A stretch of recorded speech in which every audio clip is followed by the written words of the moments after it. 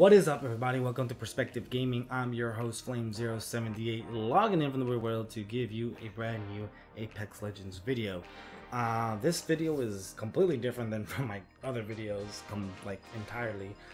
This time I'm just gonna really talk and walk you guys through something that I was trying to make a different kind of video for. And that was the Season 2 changes, the Battle Pass, how the grind works. Is it actually better? So I'm just gonna kind of just casually talk about it, go over the pain points, and give you guys some tips in order to grind out this season's Battle Pass. So let's just dive right into it. There's no need to, linger on. So the first couple of things that you guys will probably notice if you're starting playing Season 2 from Season 1 is that it's challenge based, and my first reaction when I saw it, if you noticed from the other video, I was hesitant on thinking it was actually an improved version of a grind. I felt like it was still super grindy, but I had to kind of sit back and think about it a different way, right? After seeing week 2 now, I kind of settled in with what the actual motive and goal of this season, and it's not grindy at all. You just have to kind of understand what you're getting at per week. What am I saying though, Flame0? What are you saying? What do you think? Well, first things first, let's break down how you can actually level up. This right here, earning stars or XP, is one way. So just playing the game as you normally do will get you XP. One thing that scared me off in my video that I thought that was weird was that it kept going up and up and up. So basically, the more you played, the harder it would get to level up your tier. This is not really the case. When I logged in today, I noticed that this reset. It was higher when I first logged in. I think yesterday it was like a 30 something or 50k of XP that I needed to even get one. So it was gradually more larger to do. That's not the case anymore. It looks like it reset itself to, something manageable, and I think I understand why. And the reason for that is because of how the week structure is broken up. Per week, you're gonna get at least 3 levels when you complete 3 challenges, and the other one you're gonna get about like 24k of stars, which is just XP. And that in total, I think, averages out to probably 5 levels, right? 5 levels or so you will get just by completing 7 challenges. When you're saying like, what the hell, that's really bad. Well, they balance that out because one, you're gonna play longer than you're gonna grind out the challenges, so that's where this comes in. You'll be able to get a couple of bonus levels every week. But then also with the daily challenges, they also give you XP or stars. And then they have this, the weekly recurring, which is basically if you do 15 daily challenges a week, you'll get 2 stars. So factor this in, factor you're gonna get like probably an additional 3 or 4 levels just by playing the game during the week. At least that's based on my playtime right now, right? I can only base it off my playtime. You are averaging about 10 or so stars, 10 levels a week, right? I got to 14 from just doing week 1, exactly what I just talked about. Logging in, doing the 3 daily challenges, finishing up the 7 challenges that I did. I mean, it took me a while, yes, but I did it. And then after that, I was just playing and playing. I was recording for doing ranked. I was doing recording for like trying to get Wattson footage, and just playing the game got me to 14, right? So it's not that bad. So understanding that once a new week rolls out, once it resets, you're going to grind out about 10 levels, which is good because the season is 10 weeks. So you are going to get to level 100 max level at the end, and then if you want the 110, then you gotta grind out a little bit more and actually just play the game. How does this actually though change the grind, right? Doesn't it still seem kind of grindy? I mean, yeah, if you're just burn out all the challenges in the first like hour or so, then you're just left with leveling up. You're just left with this approach, right? But I don't think it's intended to do that. Sure, you can. It's intended for those who can just log in a couple hours a week to just do all the challenges, get the 10 levels that they need, and then move on, right? That was the issue. That was my complaint. That's what I did a whole 20-something minute video about was it was just grinding. You had to consistently play. Here, that's not the case. You can just play, do the challenges, do the thing, and that's it. Move on. But those are the tips that I can leave you guys with if you guys are trying out season 2, trying to level it up, is you guys got to keep in mind, I think the pivot of this whole system lies in the daily challenges, lies in doing all of these completely to maximize it out. Because if you just strictly rely on playing the game, you are going to have a long time, because this cap increases, and even though it resets, it doesn't seem like you're going to get a lot unless you're actually being a no lifer.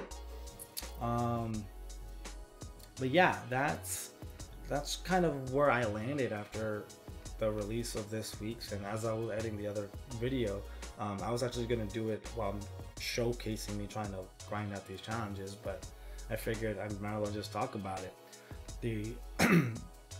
Now I do say there is a couple of pain points. First of all, there were location-based challenges, which kind of just tell you to go somewhere, either get kills or get damage. Those are a problem, and Epic knows it's a problem because they removed them from daily challenges, but they still exist in Watertree. Sorry, they still exist in the weeklies, at least for these 2 weeks. I don't know if they're going to remove them later on, but these are a problem. They're a problem for 3 reasons, and those are the 3 reasons why they suck doing them. First reason, it's toxic. If you're focused on trying to land somewhere and get the kills or get the damage, you're likely to break off from your team. And if you break off from your team, what is that going to create? You're going to probably get down right away, you're going to get pissed, you're going to quit, you're going to leave your team down and abandoned. Or vice versa, your team is in a pinch and they need your help, you're too far away because you decided to break off. Just bad, it's toxic. And the reason it's toxic is this is a team game. You don't really want that. You don't want people diverging, right? That's not the point, unless you're with a group of friends and like doing shit. That's fine, but that's not what you kind of want to promote in a team-based game. So I understood why they removed it from daily challenges, and I understand that their toxic label on it, but I think they need to remove it from the weekly challenges too, because it still creates the same thing, right? Reason 2, it's completely based on where the plane is, right? The jump ship. If your jump ship is far from where you want to go, there's really no point. Sure, you can make it to the location, but no one's gonna drop there. From what my time playing, I have not seen people actively try to go to these locations to get those kills. More time than not, and like it's always empty. So like if the jump ship's far, forget about it. Already a lost cause for that game. Just try something else. Move on, dude. Move on and just play the game.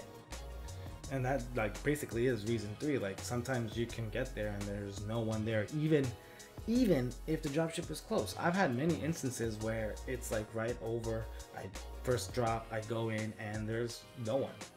I've had that countless of times. I'm not sure why that's the case. You would think like because of the challenges, people just want to go, but it doesn't seem like the community players care about doing the challenges like that. They just kind of go on a whim, or maybe they've already grinded it out. I'm not sure, but based on my personal experience, it doesn't seem people are that engaged in trying to do these right all the time. So you're not going to get a consistent experience when you're trying to do these, and that's just not fun. It creates this atmosphere where you're kind of wasting your time, right?